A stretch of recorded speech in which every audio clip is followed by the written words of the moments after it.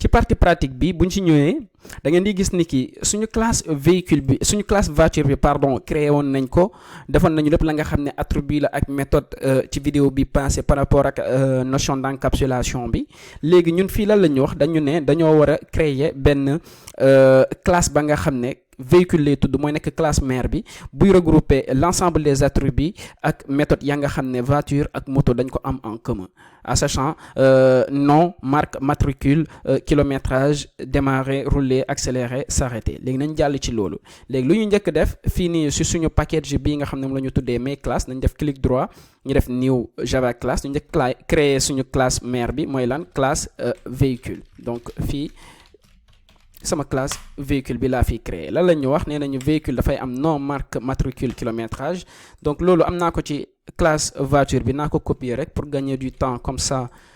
vidéo bi bañ a gudd trop léegi ma teg ko fi léegi lan la ñu wax dafa am ay méthodes aussi donc méthodes yi naa ñëw rek fii ma récupérer méthodes yi donc méthode démarrer ak présentation donc ñaari méthodes yi nii mun naa ko jël donc yeneen yi dinaa si ñëw de fur et à mesure ñuy continuer parce que fii nii bi ngeen xoolee dañu am ay méthodes donc démarrer rouler accélérer s'arrêter ak yooyu noonu donc dinañ ñëw ci méthodes yi plus de fur et à mesure ñuy avancer ci exemple yi du noonu sama gars yi léegi fi mu nekk nii am nañu lii ak ay méthodes ci biir classe mère bi léegi la ñuy def dañu créer suñu classe fii mais sachant que amoon nañu classe voiture dañuy modifier suñu classe voiture bi pour adapter ko par rapport ak ñun lu ñu soxla fii nii donc nañ def loolu ñu adapté suñu classe voiture bi ñëw ci classe voiture bi fii nii ñu lan la ñu wax donc naa génnee lépp la nga xam ne moo nekk ci classe voiture bi comme ça affaire yi gën a leer donc fii ma génnee lépp lu fi nekk vidéo ko lan la ñu wax nee nañu voiture dafa am benn attribut spécifique boo xam ne nombre d'airbag la tudd donc ma def int nbr fii nii airbag donc nombre d'airbag de type int après dañuy am benn méthode ba nga xam ne public donc void moom du renvoyer dara void lan mettre ceinture donc dama koy tuddee mettre ceinture moom lan lay recevoir en paramètre dara donc moom lan lay def naa def fii rek benn source système.out.println par rapport ak suñu exemple bi ma tuddee ko lan lay def damay def la ceinture est fii bouclée la ceinture est bouclée donc moom créé nañ ko mais fii ñi ngi signaler ay problème la moo waral loolu donc fii si suñu biir public static void main bi lépp la nga xam ne moo fi nekkoon nañ ko vider aussi comme ça on va pas se mêler des pincettes wala ñu nekk di jéem a def ay exemple ñu am ay erreur partout te dañu xam fu mu jógee donc ñu am benn affaire bu clean donc fu mu nekk nii ci biir voiture ñun adapté nañ ko par rapport ak la nga xam ne ñun moom la ñu waxoon fii nii donc voiture nombre d'airbag ak benn méthode mettre ceinture léegi nañ jàll ci moto bi ñu créer suñu classe moto bi léegi nañ dem léegi fii naa créé beneen classe def new java classe lan laa koy tuddee moto mais sama gars yi gis ngeen ni man tout le temps premier caractère u classe yi tout le temps lan lay nekk majuscule lay nekk kon yéen tam dee leen koy def en majuscule que ça soit moto voiture véhicule ñun ñëpp premier caractère bi tout le temps majuscule lay nekk donc convention la sama gars yi da leen ciy bàyyi xel ñu jàll moto donc moto moom lan lay am nee nañu moto dafay am nombre de casque moom kese loolu kese la am comme différence donc fii naa def benn nbr casque ok ça va être plus facile comme ça casque ok léegi ñu jàll mais ba ngeen xoolee fii sama gars yi ba léegi ñun defaguñu suñu notion d'héritage bi maanaam ba léegi amaguñu notion d'héritage dafa mel ni nous on a juste 3 classes distinctes fii nii à savoir voiture moto ak véhicule léegi nan la ñuy def ba créer suñu notion d'héritage bi ba ngeen xoolee fii la ñu waxoon ci partie théorique bi nee nañu pour ñu wax ni ki ñun suñu classe fii hérite de la classe mère dañuy utiliser mot clé extends donc go ñu créer suñu notion d'héritage ci biir programme bi donc fu mu nekk ni véhicule lañ nekk nañ ñëw ci moto lan la ñuy wax nee nañu moto extends fii nii lan véhicule donc day extendre véhicule léegi fii nii tamit ci voiture ñu wax lan voiture va extendre de quoi de véhicule fii léegi lii bu ñu ko defee mooy créer nañu suñu notion d'héritage wax nañu ne ki voiture ak moto yépp il hérite de véhicule donc fu mu nekk nii si suñu biir public static void main bi maanaam suñu point d'entrée principal bi mën nañ fi créer benn objet de type voiture léegi ma def voiture fii ma voiture égale fii new voiture léegi sama gars yi bu ñu ñëwee fii ñu def ma voiture point automatiquement dañuy gis lépp la nga xam ne méthode la. fii nii méthode bu ñu gis mooy mettre ceinture ak démarrer. an yeneen méthodes yi donc méthodes yii nii ay méthode de classe la mais dinañ ci ñëw si suñuy prochain exemple mais méthode yii nii nga xam ne moo nekk fii ci véhicule donc lii foog ma def ko benn public pour ñu mun ci accéder en dehors donc de cette package là ma def entrée. léegi fii suñ ñëwee fii su ma defee ma voiture point di ngeen gis présentation moo ngi fii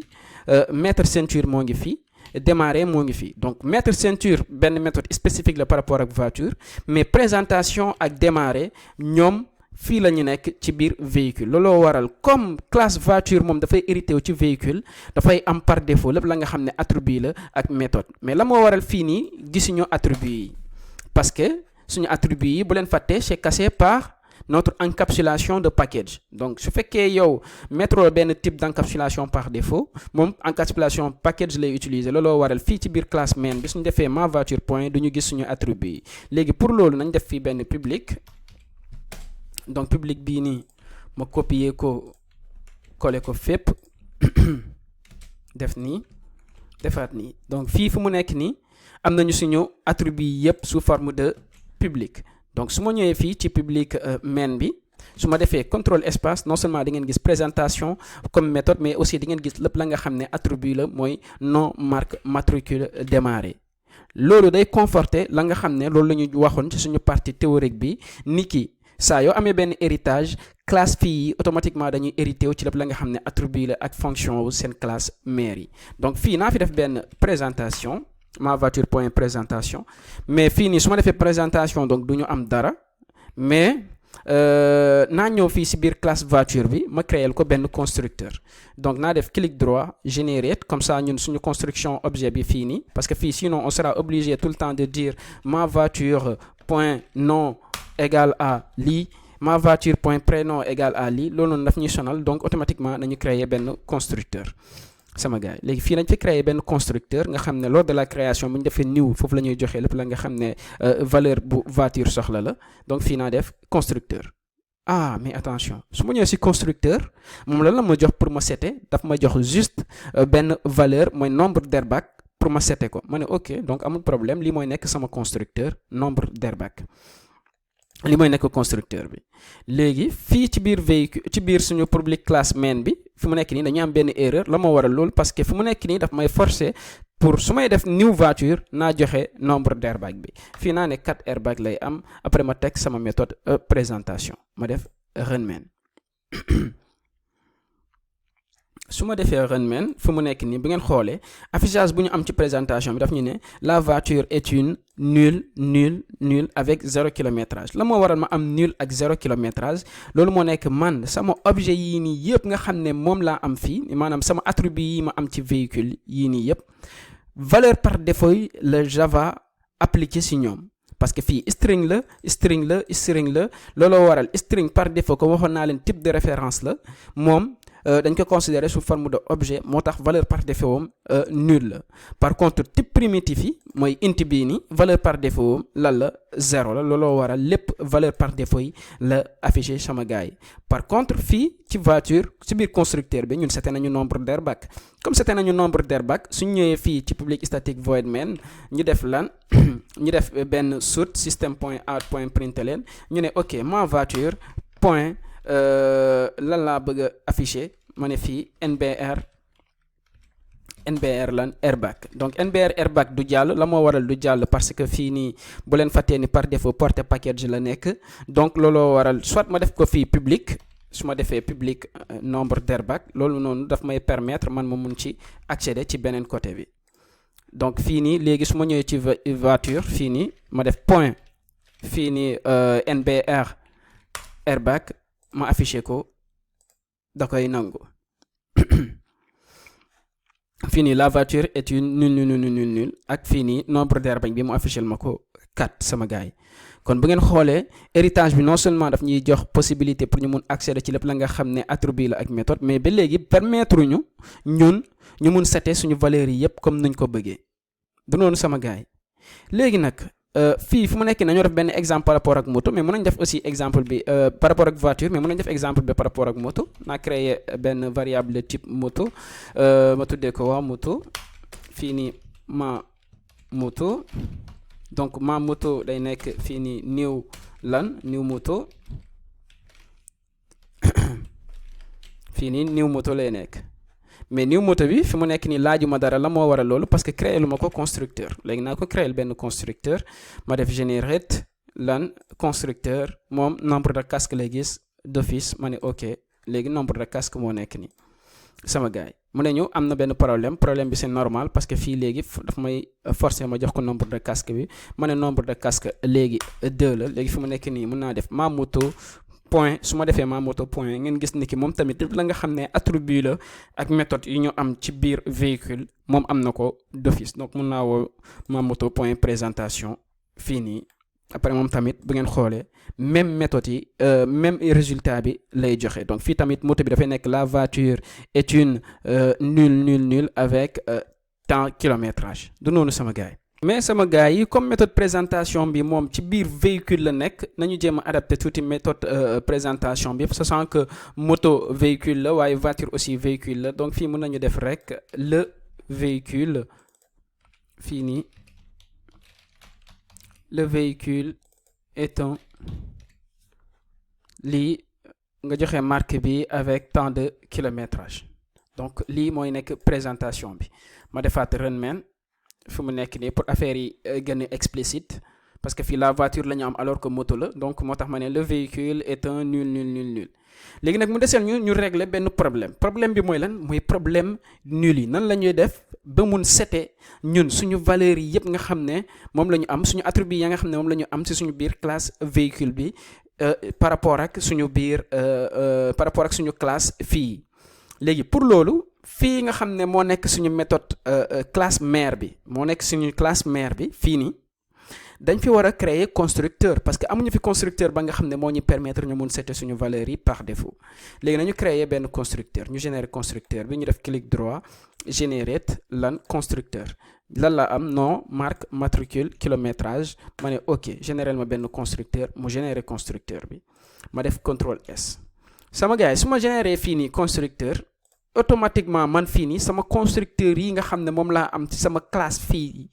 automatiquement dañuy générer aussi benn erreur bu ñuy am mooy lan there is no default constructor available in class main_class.vehicle. nee nañu amul benn constructeur ba nga xam ne c'est valable boo xam ne war na am type de signature bu mel nii. léegi pour setter suñu valeurs yi Java dafa mettre à notre disposition benn mot-clé boobu noonu nu mu tudd mooy super la lay permettre ci benn classe fii nga mun accéder ci benn constructeur classe mère bi sama gars yi nga mun accéder ci constructeur classe mère bi. léegi pour loolu nañu corriger suñu erreur bii nii. donc véhicule kon moom constructeur bi dafay recevoir benn string nom fii nii ba kilométrage. donc lii dama koy copier ma ñëw ci voiture fii nii. ma ne ok voiture balaa ngay am nombre d'airbag bi foog nga njëkk nekk véhicule ba noppi. donc moo tax foog ma passe ko lépp la nga xam ne véhicule da koy soxla. mais léegi au lieu may nekk fii di def this fii nii supposons may def this point non égal non may continuer nii di def non matricule kilométrage et cetera. Java daf ñu ne utiliser leen rek mot clé super. boo defee mot clé super après nga passe ko yow valeur ya nga xam ne moom nga ko bëgg a passe automatiquement loolu parce que déjà su may defee super ma def contrôle clic daf may yóbbu automatiquement ci constructeur classe mère bi mooy constructeur véhicule bi. donc il suffit juste ma joxe lan lay soxla am paramètre fii nii moom mu defal ma lépp la nga xam ne man moom laa soxla. donc naa ñëw fii ci voiture bi. donc su ma ñëwee ci voiture bi fii la man la laa koy passe dama koy passe non tac après ma passe ko lan marque bi nga xam ne moom laa recevoir en paramètre ma passe ko lan matricule bii ma recevoir en paramètre. au final ma passe ko donc kilométrage bi nga xam ne moom laa recevoir en paramètre. en plus de ça léegi ma door a setter attribut spécifique ba nga xam ne man moom laa am ci biir classe voiture bi mooy lan nombre d'airbag. donc lii nii maanaam nom marque matricule ci fii nii lañ koy setter. donc fii laay joxe attribut yi. par contre lépp la nga xam ne c'est spécifique par rapport ak voiture après bu ma paree super bi man léegi fii nii laa koy def. donc lii nii ba léegi problème bi nga xam ne moom la ñu régler ci voiture foog ñu régler ko ci moto. donc am na benn affaire ba nga xam ne daf leen war a interpeller mooy sànq avant ñuy am benn constructeur fii nii ci biir classe mère bi permettre nañu ñu créer suñu constructeur nu ñu neexee comme fii nii ci biir moto bi mais bu ñu xasee bi am benn constructeur ci classe mère bi mënatuñu defar suñu constructeur classe fii comme nam ñu neexee parce que Java da koy considérer comme ay erreur foog nga respecter yenn notion yi moo tax fii nii daf ñuy proposer d'office mën nañu insert super. léegi sama gars yi fii nii ci biir classe voiture bi man bu may créer constructeur bii nii dama bind lépp à la main mais moo woon leen benn mbir comme léegi déclaré nañu benn constructeur ci suñu biir classe mère bi ba noppi su ma ñëwee fii ci benn classe fii supposons fii aw ma woon constructeur su ma defee clic droit ma def générer constructeur di ngeen gis ni constructeur bu may générer dafay changer naa def rek ok su ma defee ok automatiquement yéen ba ngeen xoolee suñu mot clé super bi IntelliJ daf ñu ko insérer automatiquement. maanaam moom xam na bu baax ñun la moo ñu war maanaam jël na lépp la nga xam ne attribut yi ñu soxla pour classe mère bi mu tegal ñu ko ba noppi mu yokkal ñun suñu nombre de casque mooy attribut yi ba nga xam ne c'est spécifique par rapport ak suñu classe moto bi mu seteel ñu ko fii nii sama gars yi kon léegi loolu moo nekk suñu demee si suñu public classe main yi dañuy am erreur parce que daf ñuy forcer léegi par rapport ak auto bi ak moto bi ñu mun joxe lépp la nga xam ne valeur la après ñu woo suñu présentation bi donc fii fu mu nekk nii naa génnee juste lii à titre d'exemple la woon léegi pardon fii nii si sama voiture bi man lan laa koy njëkk paas dama koy njëkk paas lan fii nii lan la ñuy wax ni moom la ñuy njëkk paas nom marque matricule kilométrage donc fii nii naa ko jox nom bi lan lay nekk mun naa ko tuddee X6 donc fii après ma def virgule ma paas ko lan BMW donc day nekk BMW après ma paas ko lan fii nii matricule bi mooy ñëw matricule bi mun naa ko paas lan mun naa wax ni ki BZ 456 alors ZW fii nii juste benn matricule bu bidon existé wul mais bu bidon mi ngi noonu donc fii nii après man lan laa koy paas kilométrage bi mun naa ne am na 450 000 kilomètres après nombre d'airbag bi door a ñëw ma ne 4 la léegi fii fu mu nekk ni su ma defee ma voiture point présentation di ngeen gis résultat bu muy joxe mais naa régler problème moto bi ba noppi donc moto bi fii nii tamit la ñuy wax la yaa joxe tuuru moto bi lan la Z800 la donc Z800 la mooy marque bi mun naa wax Honda la donc Honda après la mooy nekk kii bi matricule bi ma ne BC fii nii naa joxe 477 RT su leen neexee léegi fii après ma door a passe kilométrage bi ma ne kilométrage bi am na 80 000 kilomètres après ma bu joxe nombre de casque ba nga xam ne moo nekk ci moto bi léegi naa def suñu méthode présentation bi ma woo ko su ma defee run main mu ne ñu le véhicule est un BMW X6 avec 450 000 kilométrages. Le véhicule est un Honda Z800 avec 80 000 kilométrages sama gars yi donc bi ngeen xoolee fu mu nekk nii par rapport ak ñun suñu constructeur bi nga xam ne moom la ñu am fii ci véhicule bi daf ñu forcer pour léegi suñu constructeur yi ñu am ci suñu classe fii ñu mën a respecter benn manière de faire en utilisant le mot-clé super boo xam ne daf ñuy permettre ñun ñu mun accéder su fekkee da nga ko woo ci constructeur fii bi boo defee super automatiquement daf lay permettre nga accéder ci constructeur classe mère bii nga xam ne moom moo lay permettre nga setter say valeurs parce que sinon lii nii ñu def fii nii yëpp dañ ko waroon def ci classe moto def ko aussi ci classe voiture te loolu dafay nekk ay duplication de code donc nañu utiliser suñu mot-clé super pour mën a def loolu noonu. kon sama gars yi lii mooy notion d'héritage de manière basique te méttiwul j'espère que comprendre ngeen ko mais léegi ci biir notion d'héritage dafa am ay yenn spécificité ya nga xam ne dafay entrer en jeu par rapport ak suñu notion d'encapsulation yi donc loolu noonu ma expliquer leen ko vite fait. supposons tey man ma bëgg a modifier kilométrage u auto bi balaa loolu fii lépp loo xam ne day dem ci moto naa ko commenter donc ma commenter ko fii nii comme ça dañuy am rek lu ñu soxla mais jàppaleen ni même comportement bu ñu am ci moto moom la ñuy comportement bu ñu am ci auto moom la ñuy am aussi ci moto donc fii nii naa changer kilométrage bi donc kilométrage bi juste naa présenté ba noppi ma doo ko changer donc fii naa def ma voiture point kilométrage fii nii dafay recevoir lan fii nii mun naa ko jox fii 450 000 la woon ma ne ok léegi 100 000 kilomètres la daw ok mais du 100 000 la yu def mel ni 1 million la ok on est tout bon donc mën naa fi def benn underscore loolu amul benn problème da koy nangu donc fi mu nekk nii suñu kilométrage bi changé nañ ko 100 000 kilomètres la nekk donc fii mën naa woowaat ma voiture point présentation su ma wooyee ma voiture point présentation ñu xool première présentation bi ak deuxième présentation bi moom lan la ñu permettre maanaam lan lay afficher donc première présentation bi 45 000 la woon léegi bi yoon 100 000 la mais ba ngeen xoolee sama gars yi li ma leen expliqué loon mooy par rapport ak encapsulation waruñu nangu beneen classe bu dul suñu classe bi moom mu mun modifier attribut bi kon pour loolu suñu attribut kilométrage bi nga xam ne moom moo nekk ci biir classe véhicule bi mooy classe mère bi ñun nañ ko def benn private donc nañ ko def private comme ça duñu permettre benn classe bu dul classe bi moom mi sax ci boppam mu mun ko modifier léegi nañ def benn contrôle S léegi fi mu nekk nii private lañ ko déclarer kon fii dootu ko gis léegi bu ñu ko bëggee modifier on sera obligé ci biir classe mère bi comme léegi private lañ ko déclarer ñu générer getter ak setter mais dañuy profiter ci occasion bi générer getter ak setter par rapport ak suñu attribut yi yëpp nga xam ne moom la ñu am ci biir classe véhicule bi léegi ma créer getter ak setter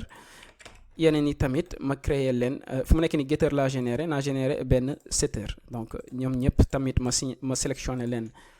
fii nii après ma créer seen setter kon looloo waral fii fu mu nekk nii su ma ñëwee au lieu may utiliser lii lan laay def 7 kilométrage laay def 7 kilométrage donc su ma defee 7 kilométrage loolu moo may permettre léegi ma mun setter kilométrage yu auto bi te du ma jaar ci attribut bi mais damay obligé jaar ci benn méthode ba nga xam ne méthode publique lay nekk donc suñu getter ak setter yi ñoom ñëpp public lañu donc lii fu mu nekk nii su ma ko renee dina dox mais fu mu nekk nii ñun en tant que développeur gérer nañu benn cas mooy cas ouverture fermeture maanaam on est ouvert de telle sorte que kenn ku si nekk dina mun utiliser suñuy méthode mais on est fermé maanaam kenn du jël suñuy attribut di ko modifier nu mu la neexee daf mel ni say données personnelles doo jox nit ku nekk mu mun ko modifier comme nu la neexee tant que yow jógoo jël sa propre décision nga ne man tey dama fas yéene changer sama sant wala modifier sama tour kenn amul droit jógee fële rek modifier sa sant wala modifier sa tour parce que say attribut la ya nga xam ne ça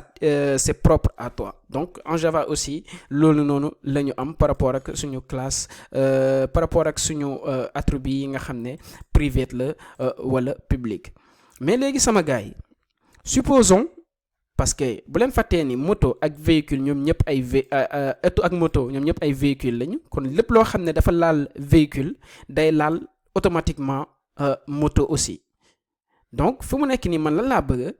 nañu créer benn méthode ba nga xam ne moom auto yi rek lay laal supposons ma am benn garage de tuning mais garage de tuning bi ay auto rek lay tuning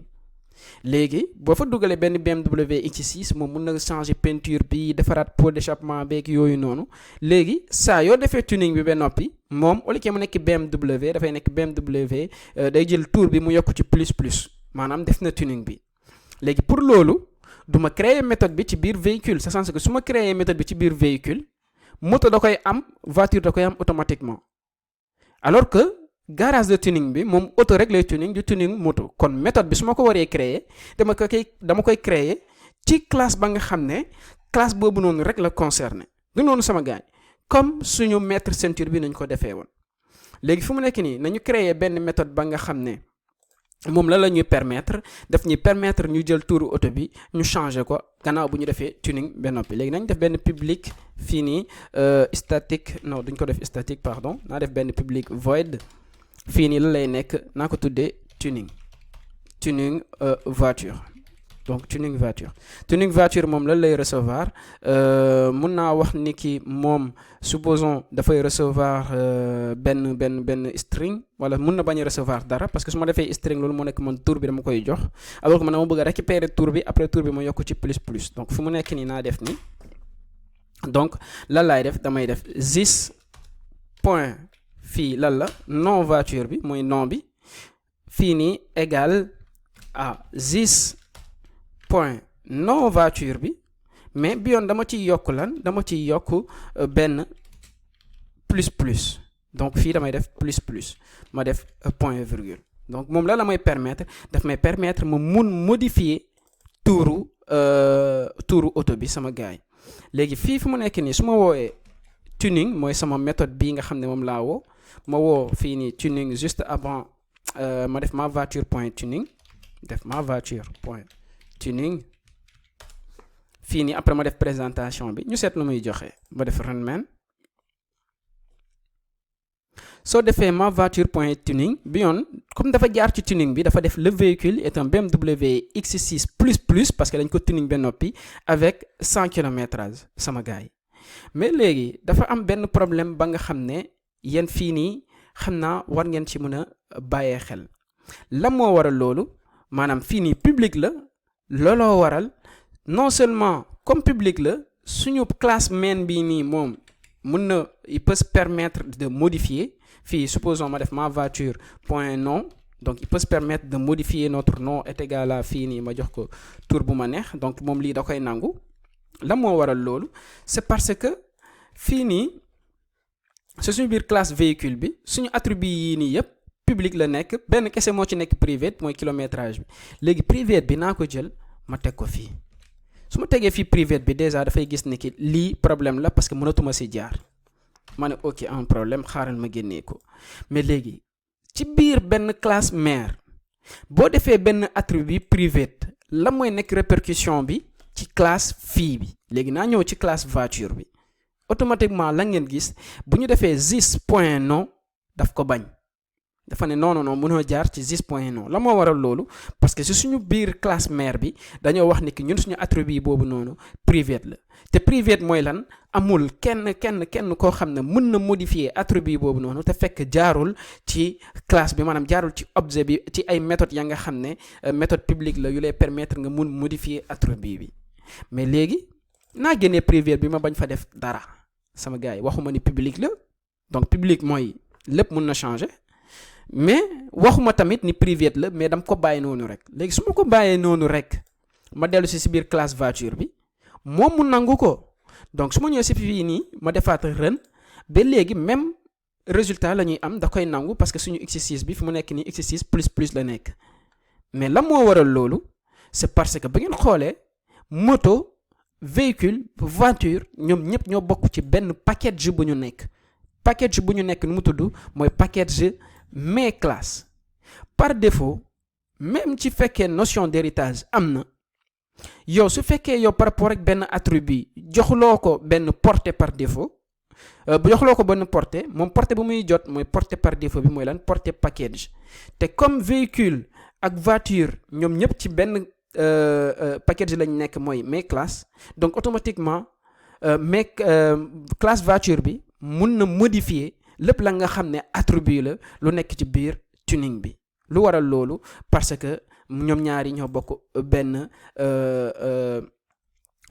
package. léegi nag su fekkee man sama fii nii nga xam ne classe bii ma nekk nii mooy classe voiture bi man dama bëgg classe voiture bi mun continuer moom di modifier lépp la nga xam ne attribut la lu nekk ci biir véhicule mais tout en protégeant man sama attribut bii nii. loolu noonu daf ñuy permettre ñu gis suñu dernière notion de kii bi dernière notion d'encapsulation bi mooy lan mooy protected donc boo ko defee protected mooy yow da nga ko protéger donc da nga ko protéger par rapport ak beneen classe boo xam ne mi ngi feneen fu dul ci package bi te en même temps beneen classe ba nga xam ne hérité wul ci véhicule moom dootul mun modifier attribut bi nga xam ne man dama ko protéger donc sama gars yi su fekkee da ngeen am benn classe ba nga xam ne moom yeneen classe dañoo hérité wu ci moom ngeen bëgg a classe boobu noonu mun modifier affaire yi mun modifier attribut yi sans que beneen classe bu bokk ci beneen package wala beneen classe ba nga xam ne hérité wul ci sa classe mère bi mun modifier donc da nga koy def protected te loolu noonu dafay bokk ci suñu notion concept solide bi mais concept solide bi dinaa si ñëw moo tax sax ma la doon ne ouvert mais en même temps non fermé donc mooy lan mooy tu dois être ouvert moo tax ñu mën a accéder ci lépp la nga xam ne donné la yoo xam ne ñoo nekk ci par rapport ak benn classe mais aussi yow da ngaa war a mën a fermer de sorte que képp koo xam ne joxloo ko autorisation pour mu mun a modifier benn attribut moom du ko mun modifier donc sama gars yi nañ ko def protected fii nañu génnee privé bi def ko protected de telle sorte que suñu classe fii yëpp dinañu mun modifier lépp la nga xam ne attribut la donc fii su ma dellusee ci voiture bi suñu méthode tuning bi ba léegi mi ngi dox su ma dellusee ci public static void main bi fii nii ma rën sama programme bi ngeen xool lu muy joxe donc actuellement bu ñu renee ba léegi mu ñu ne le véhicule est un BMW X6 donc bu ñu jaaree ci tuning bi ba noppi mu ne ñu le véhicule est un X6 plus. léegi nag sama gars yi ma ñëw pour won leen benn concept boo xam ne dafa am solo ba léegi ci lépp la nga xam ne wàllum héritage la. léegi fii dañoo déclarer benn variable de type voiture, benn objet de type voiture ñu tuddee ko ma voiture. léegi notion moo leen bëgg a woon mooy notion de upcasting ak downcasting. maanaam upcasting nga jógee ci benn classe fii pour dem ci benn classe mère. Downcasting mooy nga jógee ci benn classe mère pour ñëw ci benn classe fii. donc nan lañ koy defee fii fu mu nekk nii dañoo déclarer benn objet de type voiture fii nii. léegi man lan laay def naa déclarer benn objet de type véhicule, sachant que véhicule mooy suñu classe mère bi. léegi su ma defee véhicule est égal à véhicule en minuscule fii nii ma ne égal lan lay recevoir day recevoir ma voiture. léegi lii ma def point virgule. bu ngeen xoolee actuellement suñu éditeur bi mu ngi koy nangu kon loolu moo nekk lii nii war na mun a dox sans problème. lan moo waral loolu parce que ñun dañoo am benn voiture, sachant que voiture déjà véhicule la kon boo soxlaa véhicule war nga ko mën a génnee ci biir référence objet voiture bii nii objet ma voiture bii nga xam ne moom la ñu créé woon fii. looloo waral fu mu nekk nii su ma defee véhicule mais léegi dafa am benn affaire ba nga xam ne yéen da ngeen ko seetlu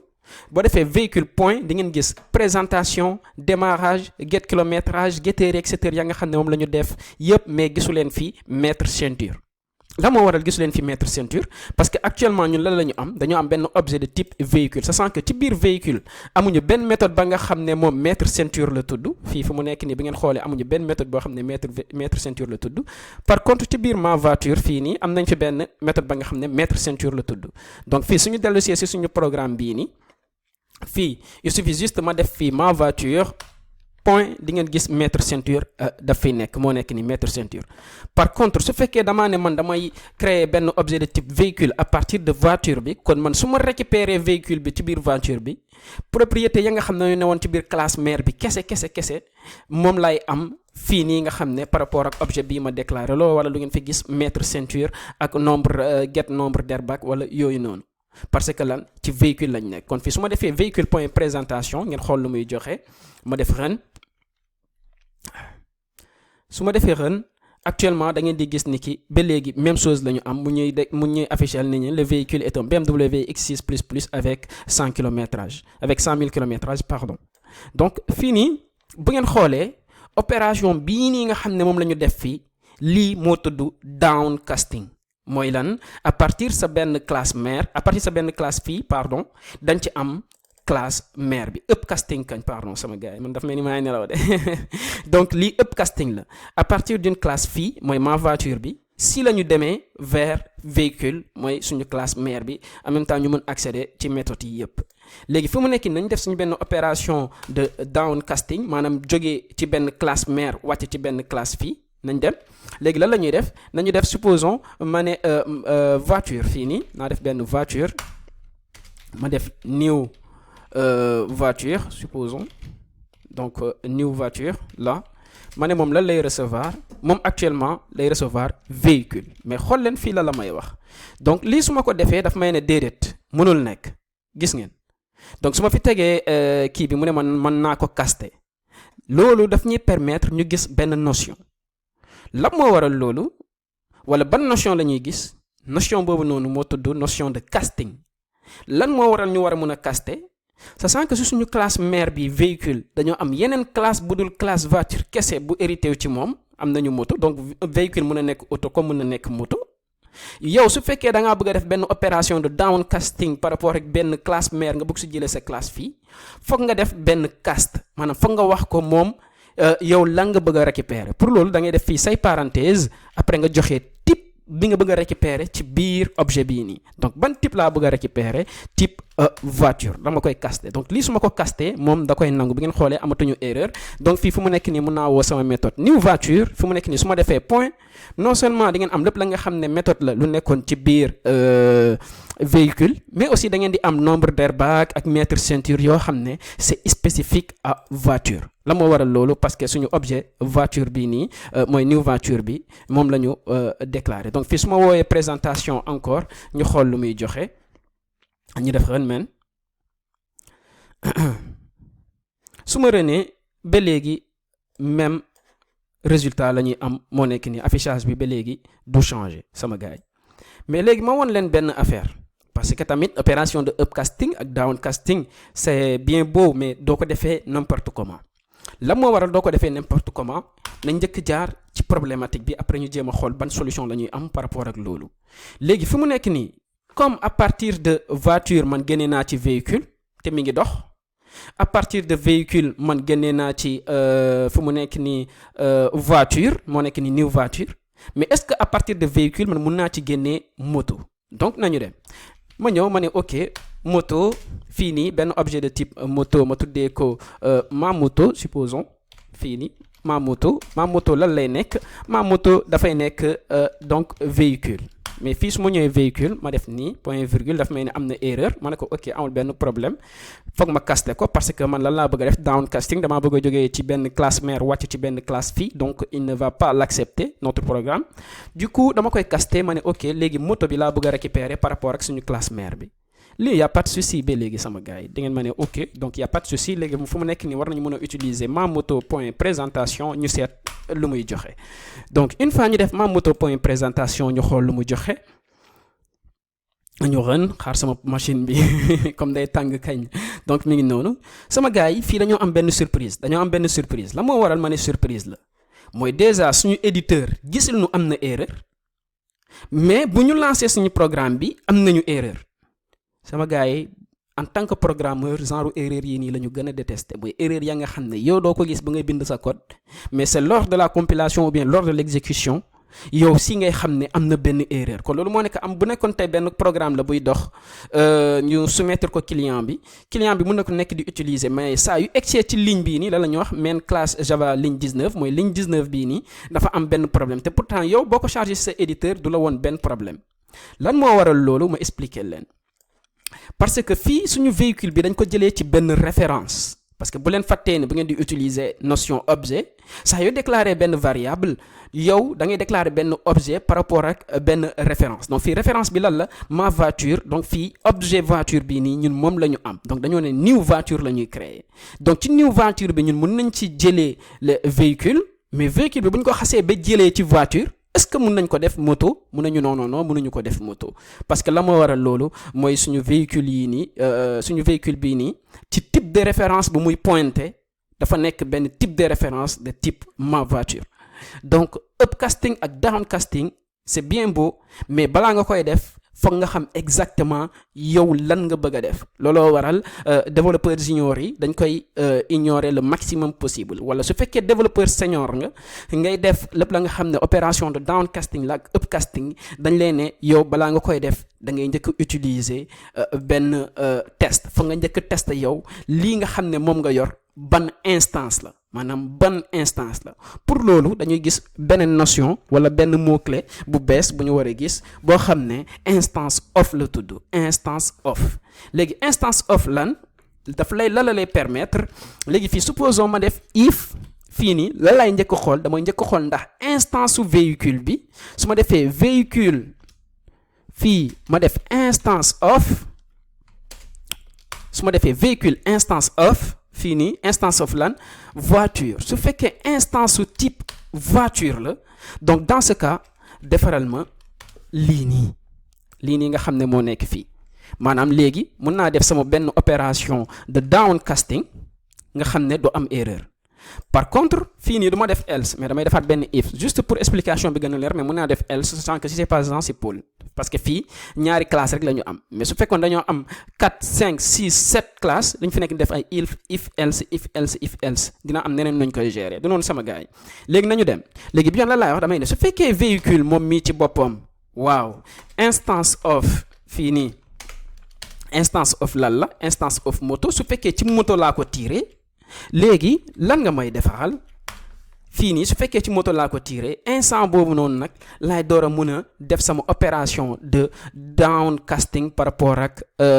classe fii bii nga xam ne moo nekk moto donc lii foog nga koy tester su fekkee da ngay def ay opération de downcasting sama gars yi pour ngeen am lu leen leer seen programme bi di bañ a crasher léegi fu mu nekk nii moom la lay njëkk def day njëkk a xool instance bi su fekkee lii nii maanaam véhicule bi instance su voiture la ci voiture la ñu tiré référence bi maanaam objet bi donc moom léegi mën naa def sama opération de downcasting sachant que déjà moom testel na ma lii nii donc c'est sûr et certain que instance su voiture la donc mën naa def downcasting. Par contre su fekkee du loolu du def dara dafay continuer. léegi nañu run suñu programme bi bu ñu runee suñu programme bi yoon amul benn erreur. La moo waral loolu parce que exécuté wul ligne bii nii ligne bii nekk fii exécuté wu ko mais par contre ligne bii nekk fii exécuté na ko. léegi pour ñu xam ndax ban ligne la exécuté ñu def suñuy point d'arrêt mais au lieu ñu lancer ko en mode run main dañ koy lancer en mode debug main en mode débugage pour ñu xam moom fan la dugg exactement. donc bu ñu ñëwee fii dafa la njëkk a xool dafa njëkk a xool actuellement lan moo nekk ci biir véhicule. bu ñu tegee fii souris bi ci véhicule bu ngeen xoolee référence su lan la référence su voiture parce que da ngeen gis ñu bind voiture arobase 772 mooy référence bi ci boppam. te lii boo ko développé daf lay jox attribut mu ne la actuellement nombre d'airbag 4 la nom bi X6++ la BMW dugg na fii génn fii kon sûr et certain que ni yow boo defee sa opération de downcasting fii nii di nga am la nga xam ne moom nga bëgg te du générer erreur sama gars yi. du noonu donc léegi mën naa continuer débugage bi donc après mu jaar ci ligne bi. par contre da ngeen di xool ni ki moom du jaar ci ligne bi la moo waral loolu parce que ñun instance bu ñu jëlee fu mu nekk nii moto bi fu mu nekk nii instance bu ñu jëlee véhicule bi ci voiture lañ ko jëlee donc du instance su moto aywa ñu def nii automatiquement fii ak fii da ko tëb mais suñu programme bi crashé wul benn yoon. donc li moo nekk tout le temps yow sama gars yi balaa ngay def sa benn opération de downcasting defal say vérification avec mot clé instance of du noonu. léegi gars yi nañu génnee point d'arrêt moo am benn notion ba nga xam ne gisoon nañ ko ci encapsulation bi mooy la nga xam ne loolu mooy variable de classe. léegi ma bëgg leen woon variable de classe nan lay réagir ci notion d'héritage bi. donc variable de classe nan lay réagir ci notion d'héritage bi nañu ñëw ci suñu biir classe. léegi fii nii nañu déclarer benn variable de classe bi suñ ko waree déclarer bu leen fàttee ni tout le temps donc comme variable de classe la yow soxla woon nga koy def benn portée parce que amul njëriñ léegi nañ def benn statique parce que statique loolu moo lay permettre nga wax ni ki lii variable de classe la man nan laa koy wooye naa def supposons benn nb place donc nombre de place. supposons léegi gars yi ñu ne ñu par défaut ñun suñu véhicules yi yépp nombre de place bi kii lay nekk nombre de place bi 2 lay nekk donc bëgguma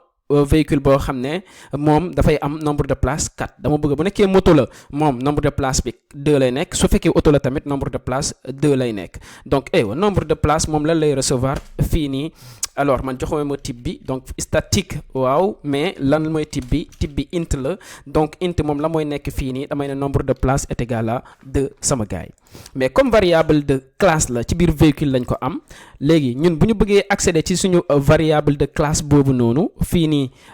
naa leen woon automatiquement fii mun naa def benn suite système.out.println ma wax lan ma ne véhicule fii nii point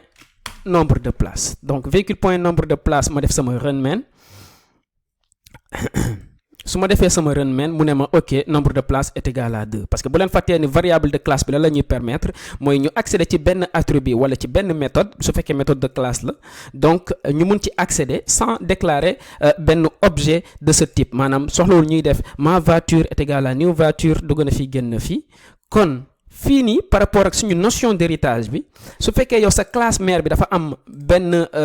attribut boo xam ne attribut statique la maanaam variable de classe la automatiquement moom da koy passe lépp la nga xam ne classe la luy hérité wu par rapport ak sa classe mère bi donc fii nañu def benn contrôle D ñu dupliquer ligne bi ñu defaat benn contrôle D léegi fii véhicule bi ñu remplacer ko par voiture on va faire ça fii véhicule bi ñu remplacer ko par moto. sachant que moto ak voiture amuñu benn variable de classe boo xam ne nombre de place la tudd donc fii nañ def benn run main suñ defee run main ngeen gis ni ki ñoom ñëpp ñoo bokk nombre de place ya nga xam ne moom la ñu am. léegi ma woon leen benn mbir léegi fii nii juste avant may afficher nombre de place bu nekk ci moto naa changer nombre de place bi fii nii lan laay def damay def supposons ma ne véhicule point nombre de place est égal à lan est égal à 2 wala 4 parce que 2 lañ ko initialiser woon ci beneen côté bi léegi ma def sama run main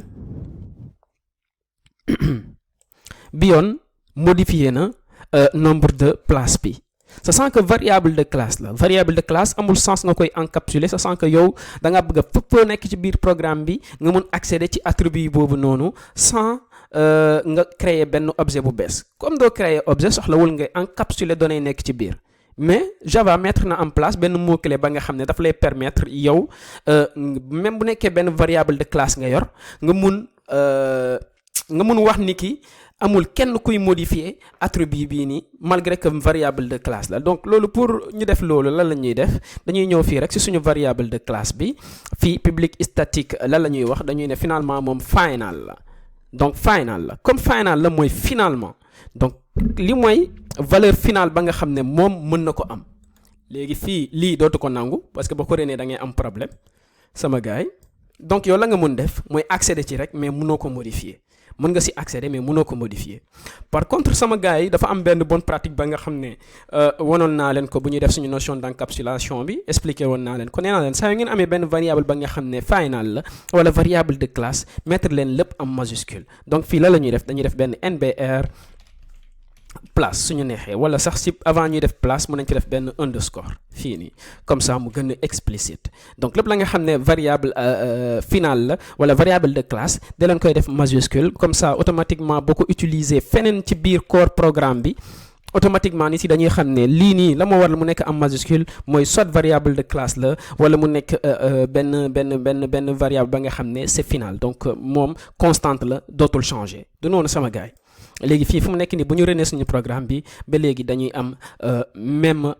comportement. donc même comportement la ñuy am te ñoom ñëpp ñooy bokk nombre de places même fii nii sax ci biir classe ya nga xam ne ñoom ñooy hérité wu ci biir véhicule fii fu mu nekk nii man su ma bëggee créer benn méthode parce que fii ci voiture supposons créé woon nañ fi benn méthode mettre ceinture ma ne juste avant ngay mettre ceinture bi changer ma nombre de places bi ma ne this fii nii point fii nii ma ne supposons NBR place 10 point get NBR place tac alors naa ko def fii rek 10 point coller NBR place bi lan la may wax nee na ma public statique nombre de place fii nii introduce to local variable. donc lan la may permettre ma def maanaam du ma ko mun utiliser directement mais daf may permettre ma mun jël valeur ba nga xam ne moo nekk ci nombre de place bi ma stocké ko fii nii. donc dama leen bëggoon woon moom nan la koy utiliser parce que fii nii fu mu nekk nii su fekkee mettre ceinture bi man fii nii dama bëgg a afficher nombre de place bi mun naa ko afficher quoi. donc mun naa def 10 point nombre de place fii nii parce que nombre de place bi am naa ko ci classe mère bi fii. par contre su ma bëggee utiliser nombre de place point quelque chose moom daf koy bañ complètement quoi parce que du nangu mukk ma accéder ci nombre de place bi man leen rek laa si mun def mooy utiliser ko pour récupérer valeur bu nekk ci biir stocké ko ci beneen variable après ñu door a mun a continuer. donc ce qui est tout à fait normal Java déjà ak suñu compilateur IntelliJ bi ak suñu idée IntelliJ bi mu ngi permettre ñu mun a bañ a def yenn erreurs yi par rapport ak benn variable ba nga xam ne variable de classe la ba pare final lañ ko déclarer. donc yow mënoo ci def bu nekkee yow côté bi nga ko bëgg a commencer moom daf lay ne am na la nga xam ne yow moom nga ci bëgg a dugal mais loolu mënul nekk parce que fi mu nekk nii su ma nee léegi nombre de place bi 4 lay recevoir da koy bañ. moo nekk nii par contre mën nga utiliser benn variable wala nga utiliser ko juste pour accéder ci biir valeur bi sama gars yi. donc boo déclarer benn variable final ci benn classe mère loolu moo nekk classe fii yëpp ak n'importe où ci biir programme bi kenn amul droit modifier ko sama gars yi. léegi ñu jeexalee ci benn concept boo xam ne concept bu poussé la foog nga nekk développeur confirmé wala nga xam exactement yow li nga bëgg a def pour nga utiliser notion boobu mooy lan par rapport ak benn classe supposons classe véhicule bii nii ma def benn public final ba léegi final bi moom su fekkee nii laa ko bindee programme bi du bëggee rek mais day dof sama gars yi un peu d'humour ne fait pas de mal désolé su fekkee maa leen di déconcentré. donc fu mu nekk nii ñu dem public final classe véhicule su fekkee man damaa ne benn classe final la loolu moo nekk amatul benn classe boo xam ne mun na hérité wu ci classe boobu noonu. amatul benn classe fii fu mu nekk nii moto externe véhicule ñu ne ma déedéet mënul nekk voiture externe véhicule ñu ne ma mënul nekk la moo war a loolu parce que véhicule dafa nekk final. donc benn classe boo ko déclaré final loolu moo nekk permettre kenn mën a étendre classe boobu noonu loolu noonu développeur senior yi dañ koy utiliser ci benn classe ba nga xam ne bëgguñu bàyyi ay yeneen développeur ñëw ci biir programme bi mun hérité wu ci classe boobu noonu changer ay fonctionnalité wala changer ay méthodes ya nga xam ne dafa am lu mu war a def de manière spécifique. ma jox leen comme exemple mooy classe string bi. classe string bi tey boo jëlee string fii nii classe string bi final la moo war a mu nekk final parce que développeur Java yi dañoo ne lépp la nga xam ne moo nekk ci biir classe string bi comme méthode waruñu jox n'importe qui mu mun ko redéfinir. mais loolu moo redéfinition de méthode ak surcharge de méthode ak affaire yooyu noonu loolu dinañ ci ñëw si suñu prochaine vidéo moo taxoon ma bëgg leen woon juste côté bii nii après dinañu dellu si ci lépp la nga xam ne donc ay classe finale la nga xam ne kenn dootu ko mën modifier. donc loolu noonu dafay tax développeurs yi bu ñu ñëwee ñu bëgg a hérité wu ci classe boobu noonu héritage bi day bañ maanaam classe bi lu mu war a def loolu rek lay def jeex na amul kenn ku ci mën a hérité wu pour def ay redéfinition de méthode wala pour laa leneen loo xam ne waru ko woon laal. alors sama gars yi vidéo bi gudd na trop nag di ci yeeslu bu baax a baax mais c'était juste pour expliquer leen bu baax a baax notion d'héritage bi mu nekk loo xam ne da ngeen koy jàpp une bonne fois pour toutes en même temps won leen lépp la nga xam ne spécificité la par rapport ak encapsulation bi par rapport ak comportement ya nga xam ne moom lay am ak instance of yi nu ñu koy utiliser na ngay defee benn downcasting benn upcasting ak lépp la nga xam ne daal mi ngi ci biir. J'espère que cette vidéo vous sera bénéfique. sama gars yi ñu yemale ko fii ma leen di jox dig daje léegi ci beneen vidéo ci seen chaîne KAY Dev 221 ciao ciao sama gars yi bégg naa leen.